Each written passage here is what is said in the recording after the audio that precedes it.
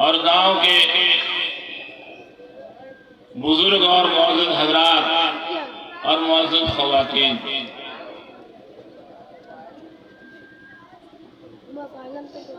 अल्लाह जिस जमीन पर खैर के फैसले करना चाहता है वहां दीन की महफिल कायम कराता है और जिसको हिदायत देना चाहता है उसे उस महफिल में शरीक फरमाता है। दुनिया में मजलिसें बहुत लगती हैं, महफिलें बहुत कायम होती हैं, लेकिन वो दुनिया की महफिलें होती हैं, दुनिया हासिल करने की महफिलें, दुनिया में तरक्की करने की महफिलें। लेकिन वो महफिलें जहां अल्लाह का तज़किरा हो, अल्लाह की अज़मत, बड़ाई, किबरियाई का तज़किरा हो, सैयदुल कौनैन हज़रत मोहम्मद मुस्तफ़ा सल्लल्लाहु अलैहि वसल्लम की रिसालत और नबूवत और आपके तरीके में कामयाबी का तज़किरा हो, वो महफिल कल क़यामत में गवाह होगी और फरिश्ते उस महफिल को घेर लेंगे पीछे से तुम लोग आगे चले आओ और अल्लाह रब्बुल इज़्ज़त रहमत नाजिल फरमाएंगे, सकीना नाजिल फरमाएंगे।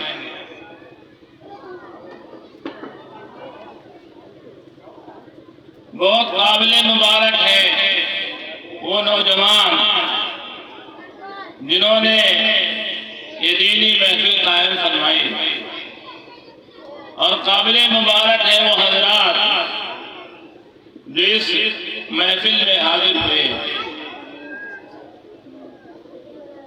दुनिया के कामयाब तरीन इंसान वो हैं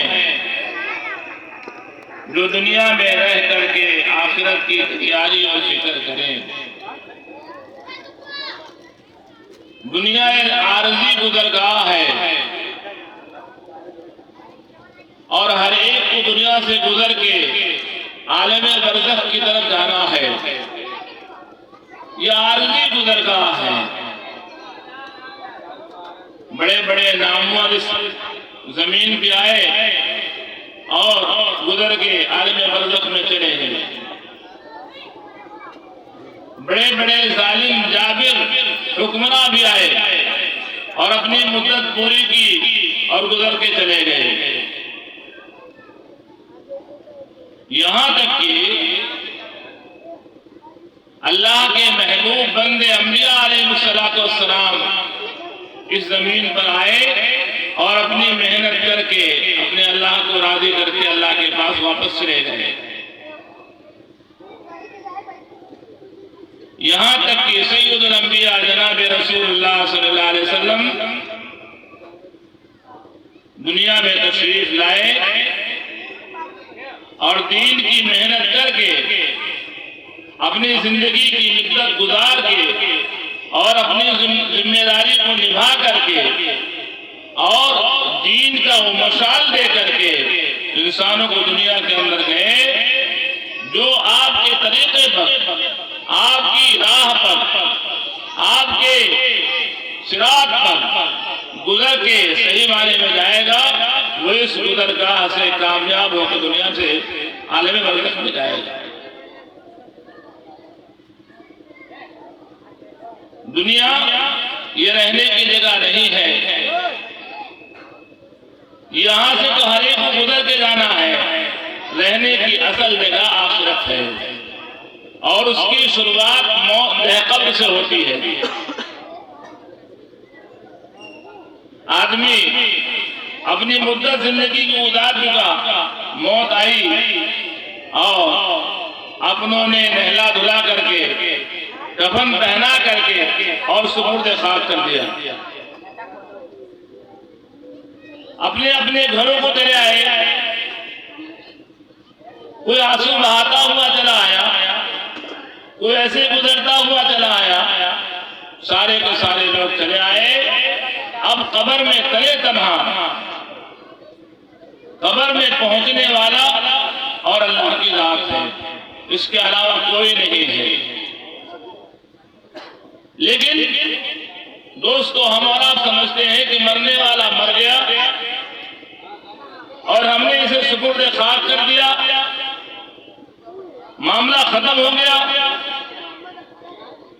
ये दुनिया के लोग कहते हैं, लेकिन कुरान हमें बताता है, नबी पाक सल्लल्लाहु अलैहि वसल्लम ने हमें तालीम दी कि लोग तो सुपुर्द खाक करके, मौलाना ऊपर आ जाओ, ऊपर आ जाओ, लोग सुपुर्द खाक करके और अपने घरों को वापस चले गए, लेकिन मरने वाले के पास दो फरिश्ते हाजिर होते हैं और ये मरने वाले इंसान के जिस्म में दोबारा रूह डाली जाती है और वो बैठता है और उससे मुख्तसर 3 सवाल होते हैं, इसके अलावा कुछ नहीं होता।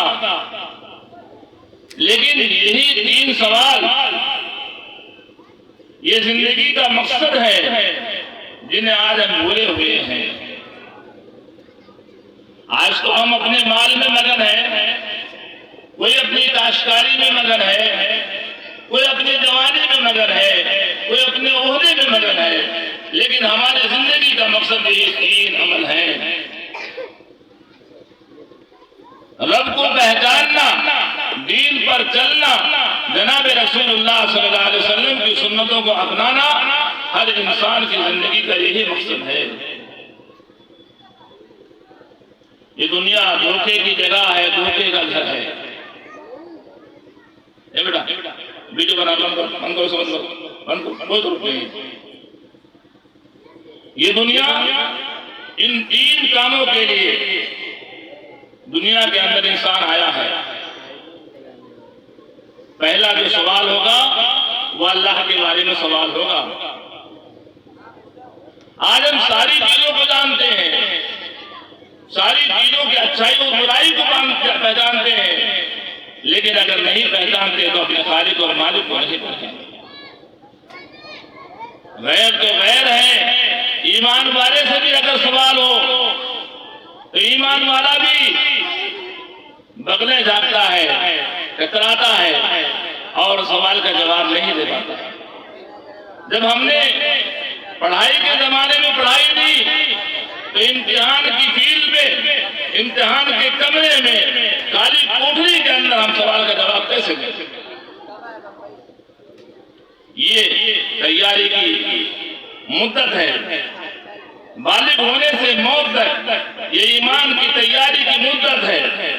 अगर कोई बालिग होने से पहले मर गया तो उसको अल्लाह ताला माफ करेंगे, उसके ऊपर शरीयत के अहकाम नाफिज नहीं हुए, लेकिन बालिग होने के बाद में अब सारी शरीयत के अहकाम उस पर नाफिज हो गए।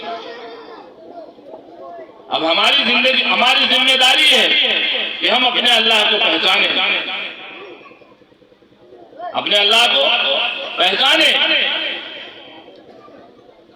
अल्लाह की रुबूबियत को तस्लीम करें, अल्लाह की कुदरत को हम तस्लीम करें। और ये हमारा जो सीना है, इस सीने के अंदर जो दिल है, ये अल्लाह के रहने की जगह है। हर चीज की एक जगह है, अल्लाह के रहने की जगह इंसान का दिल है। हमारे दिल के अंदर अल्लाह आ जाए, अल्लाह की बड़ाई आ जाए, अल्लाह की अजमत आ जाए, अल्लाह की रुबूबियत आ जाए, ये ऐसे नहीं आएगा। ये मामूली चीज नहीं है। अल्लाह के खजाने में सबसे बड़ी नेमत नेमत ईमान है। इससे बड़ी नेमत अल्लाह ने अपने बंदों के लिए पैदा नहीं बनाई। हम अपने अल्लाह को अपने दिल के अंदर बिठा ले, क्या मतलब? अल्लाह की आज़मत हर वक्त हमारे दिल में हो, हमारे दिमाग में हो, हमारी फिक्रों में हो। और जब अल्लाह का ध्यान हमारे दिल में होगा, नामुमकिन है कि हमसे कोई गुनाह सरजद हो। और इसी के बारे में मरने के बाद आलमे बरज़ख में कब्र के उस तारीख कोठरी के अंदर फरिश्ते सवाल करेंगे जिसके बारे में हम काफिर हैं। आज हमें फिक्र है अपनी खेती की, आज हमें फिक्र है अपने बच्चों की, आज हमें फिक्र है अपने बीवी की, आज हमें फिक्र है अपने ओहदे और कारोबार की, और नहीं फिक्र है तो अपने ईमान की फिक्र नहीं है, जिसका सवाल फरिश्तों के सामने हमें देना होगा। और अगर सवाल में नाकाम हो गए तो अब दहकती हुई जहन्नम हमारे सामने होगी। 3 सवाल हैं और 3 ही सवाल जिंदगी के मकसद हैं। हम ईमान वाले बाज लोगों से तो ऐसा मिलने का इत्तेफाक हुआ और उनसे बातें और गुफ्तगू हुई, भाई तुम्हारा रब कौन है? कहते हम नहीं जानते रब कौन है। तुम्हारा पालनहार कौन है? हम नहीं जानते, मुसलमान हैं। सरकारी कागज में हमारा नाम मुसलमानों में है। जब दुनिया में हम अपने रब को नहीं पहचानते और दिन में हर मस्जिद के अंदर मुअज्जिन मस्जिद की मीनारों से सदा देता है अल्लाहु अकबर अल्लाहु अकबर, हमसे नहीं जानते तो फिर हमारी इस गफलत का इलाज हमारा क्या होगा? तो दोस्तों और बुजुर्गों, हम अपना ईमान बनावें, अपना ईमान बढ़ावें, अपना ताल्लुक अपने अल्लाह से मजबूत करें। जैसे हमारा ताल्लुक अपने घर से है, अपने बच्चों से है, बीवी से है, माँ से है, बाप से है, इससे हजारों दर्जा हमारा ताल्लुक अपने अल्लाह से है। ये पहला सवाल होगा फरिश्तों का। और ये दुनिया नहीं है कि अदालत पर खड़े हो गए, साथ में वकील साहब हैं, बहस करेंगे, जिरा करेंगे, दलाइल देंगे, कोई नहीं होगा। जो दिल में होगा वही जुबान पर जारी होगा। यहाँ तो अगर दिल में दुश्मनी है लेकिन जुबान आपकी तारीफ करती है, लेकिन आखिरत में जो दिल में होगा वही जुबान पर जारी होगा। अगर ईमान की मेहनत की है तो हम जवाब देंगे रब्बी अल्लाह, मेरा रब अल्लाह है, मेरा पालनहार अल्लाह। नहीं बात ना करो, जरा तो ध्यान से सुनो ध्यान से।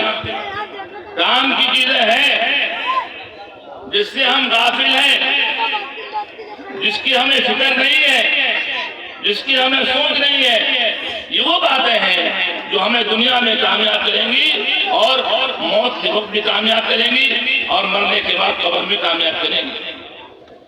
हम ईमान वाले हैं, लेकिन क्या मतलब ईमान वाले का? सरकारी कागज में हमारा नाम मुसलमानों में हो बस हो गया? नहीं, जब हमारे दिल के अंदर अल्लाह की अजमत होगी तो अल्लाह की फहरिस्त में हमारा नाम मुसलमानों में होगा। पहला सवाल होगा और फिर दूसरा सवाल दीन का होगा। माँ दीनू का, तुम्हारा दीन क्या था? तुम मुसलमान थे कि यहूदी थे कि ईसाई थे या मजूसी थे या बौद्ध धर्म के मानने वाले थे? तुम्हारा दीन क्या? मुसलमान जो दीन पर चलेगा, नमाज पढ़ेगा, रोजा रखेगा, सुन्नत को अपनाएगा, इस्लामी माशरा होगा, इस्लामी जिंदगी होगी, इस्लामी माहौल होगा, तो वो जवाब देगा मेरा दीन तो इस्लाम है। और आखिर में सवाल होगा नबी पाक सल्लल्लाहु अलैहि वसल्लम के बारे में। ये बुजुर्ग जो सामने लेटे हुए हैं, मदीने मरने वाले की कब्र से मदीने पाक तक सारे पर्दे हटा दिए जाएंगे। अल्लाह तो अल्लाह है, सारी चीजें अल्लाह की कुदरत में हैं, सारे पर्दे हटा दिए जाएंगे, ये जमीन अलग कर दी जाएगी। मरने वाला बराराज जनाब रसूलुल्लाह सल्लल्लाहु अलैहि वसल्लम की ज़ियारत करेगा, लेकिन अगर सुन्नत को अपनाएगा, नबी मानेगा, आपके तरीके पर चलेगा तो क्या कहेगा? यही तो हमारे नबी हजरत मोहम्मद मुस्तफा सल्लल्लाहु अलैहि वसल्लम है। और अगर सुन्नत नहीं अपनाया तो क्या कहेगा? हमें मालूम नहीं ये कौन है। दोस्तों और बुजुर्गों, ये तीन हमारी जिंदगी के मकसद हैं और यही तीनों चीजें दुनिया में हमें कामयाब करेगी और मौत के वक्त भी कलमे के साथ मौत हमारी इन्हीं मेहनत पर होगी। अगर हम कलमा पढ़ते रहेंगे, नमाज का एहतमाम करते रहेंगे और मौत का वक्त आएगा तो एक फरिश्ता आएगा और कलमा तलकीन करेगा और रूह निकाल करके लेके चला। मोमिन की रूह कैसे निकलती है? मिसाल देकर के किताबों में आया है कि जैसे आटे के अंदर, गुदे हुए आटे के अंदर से बाल खींच लिया जाता है, ऐसे पूरे जिस्म से बगैर तकलीफ के रूह फरिश्ता निकाल देगा, जन्नत के गुलदस्तों में लपेट लेगा और अर्शे आज़म पर रूह को ले जाएगा। ईमान वाले कि वो रूह अल्लाह के हुजूर में सजदे में गिर जाएगी। लेकिन ये ऐसे नहीं है कि हाँ पैसे हमारे पास ज्यादा हो तो ये मकाम होगा, बड़े जिम्मेदार हो तो हमें ये मकाम होगा। अगर हम दीनदार होंगे, सही माने में दीनदार होंगे तो हमारा ये मकाम होगा। अल्लाह ने कुरान में बयान फरमाया है, इन्नल लज़ीना क़ालू रब्बुना अल्लाहु सुम्मा इस्तक़ामू ततनज़्ज़लु अलैहिमुल मलाइका। जो ईमान पर साबित कदम रहे, मौत का वक्त आया तो अल्लाह फरिश्ते उतारता है। और आज हमारा हाल क्या है? आज हमें इसकी फिक्र ही नहीं। मुअज्जिन दिन में 5 मरतबा बुलाता है और हम कहते हैं हमें क्या जरूरत इसकी। तो दोस्तों और बुजुर्गों, हम और आप नियत करें इंशाअल्लाह मुसलमान मर के जिएंगे और ईमान की मेहनत करते करते ईमान के साथ मरेंगे। अल्लाह को राजी करने की फिक्र करेंगे और अल्लाह के हुजूर में मरने के बाद हाजिर हो जाएंगे। ये जलसे और जुलूस, इसका मकसद क्या है? हमारे अंदर फिक्र ईमान आ जाए, फिक्र दीन आ जाए, फिक्र सुन्नत आ जाए, हमारी जिंदगी अलग हो जाए। मुसलमान जैसे गुलाम होता है, गुलाम की जिंदगी कैसे होती है? आका के हुक्म के मुताबिक होती है। ये मुसलमान, ये गुलाम है अल्लाह का, ये गुलाम है नबी पाक सल्लल्लाहु अलैहि वसल्लम का। हमारा खाना अलग हो, हमारा सोना अलग हो, हमारा लिबास अलग हो, हमारा चेहरा अलग हो, हमारी माशरा अलग हो, हमारे मामलात अलग हो। फिर क्या है? हजरत सहाबाए किराम इस कसौटी पर उतरे, जिस मैदान में गए अल्लाह ने उनको जरिया बनाया मुल्कों की हिदायत का। और आज हाल क्या है? हम नाम के मुसलमान, न हमारे अंदर ईमान कामिल है, न हमारी नमाज है और न हमारे पास दीन है, न सुन्नत है, तो हम जहां जाते हैं हमें ठोकरें मिलती हैं। ईमान वालों को दुनिया ने सर पे बिठाया और आज हम भी ईमान वाले हैं लेकिन नाम के हैं, तो क्या ठोकरें मिलती हैं? ठोकरें। अल्लाह वाली मिसाल लेते हैं, शेर अगर असली हालत में आ जाए तो बड़े बड़े पहलवान के पायदान ढील हो जाए, और अगर शेर का फोटो आ जाए तो बच्चे उससे खेलने लगे। वो ईमान वाले थे, दीन वाले थे, नबी के मानने वाले थे, नबी के शहदाई थे, पूरी दुनिया थर थर कांपती थी। उमर रज़ियल्लाहु ताला अन्हु के जमाने में उमर से, खालिद इब्न वलीद से, अबू उबैदा इब्न जर्राह से और ऐसे ही तमाम सहाबा से बड़े बड़े जर्नैल और बड़े बड़े हुकूमत वाले कांपते थे। ये उनका कमाल नहीं था, ये कमाल उनके ईमान का था, उनके दीन का था, उनकी सुन्नत की जिंदगी पर था। बैतुल मक़दिस में फतेह होने का वक्त आया तो वहां के ईसाई पादरी बाहर आ गए और कहा बस जंग नहीं होगी, जंग नहीं होगी। यह है बैतुल मक़दिस की चाबियां, यह है बैतुल मक़दिस की चाबियां। अपने अमीर को हमारे पास बुलाओ, अगर हमारी किताबों से उनका हुलिया मिलेगा जंग नहीं होगी, ये सारा तुम्हारे हवाले होगा। बैतुल मक़दिस से मदीने मुनव्वरा काफी दूर। अमीर लश्कर अबू उबैदा इब्न जर्राह रज़ियल्लाहु ताला अन्हु ने खत लिखा, अमीरुल मोमिनीन है उमर रज़ियल्लाहु ताला अन्हु है। उमर चले एक ऊँटनी है, आप है और एक गुलाम है। बारी बारी कुछ देर गुलाम सवार होता है, तुमर नकेल पकड़ते हैं, और कुछ देर गुलाम नकेल पकड़ता है, तुमर सवार होते हैं। चलते चलते जब बिल्कुल मौके पर पहुंचे, अब हजरत उमर की नकेल पकड़ने की बारी और गुलाम की सवारी पर सवार होने की बारी। इस हाल में जब बैतुल मक़दिस में पहुंचे हैं उमर रज़ियल्लाहु ताला अन्हु, और उनके कपड़ों में पेवंद लगे हुए, उन्होंने अपनी किताबें खोली, ईसाई मज़हब के मानने वाले उलमा ने किताबें खोली और कहा बिल्कुल जाए नहीं, जैसे हमारे किताबों में लिखा था वैसे ही है, और चाबियां हवाले। दोस्तों, हम बोलना रह जाते थे, लेकिन बात लंबी होते हम कहना चाहते हैं, हम जलसे का मकसद ये कि हमारी जिंदगी मकसद पे आ जाए। अगर जलसे का मकसद ये है कि अच्छी तकरीर हो, तारीफ करे, कोई फायदा नहीं ऐसे जलसों से। और अगर जलसे का मकसद ये है कि हमें ईमान की फिक्र आ जाए, दीन की फिक्र आ जाए, सुन्नत की फिक्र आ जाए, मौत की फिक्र आ जाए, अल्लाह को राजी करने की फिक्र आ जाए, तो फिर क्या है कि जलसे हमारे कामयाब हैं और ये कल क़यामत में हमें बुलंद दर्जा दिलाया है। ऐसी महफिलों में शरीक होने वाले कल क़यामत में नूर के मिंबरों पर बैठेंगे, अर्श के साए में।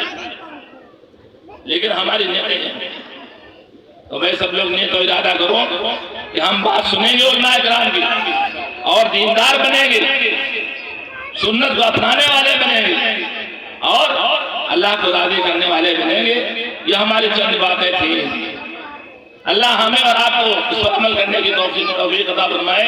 व आखिरु दावाना अल्हम्दुलिल्लाहि रब्बिल आलमीन।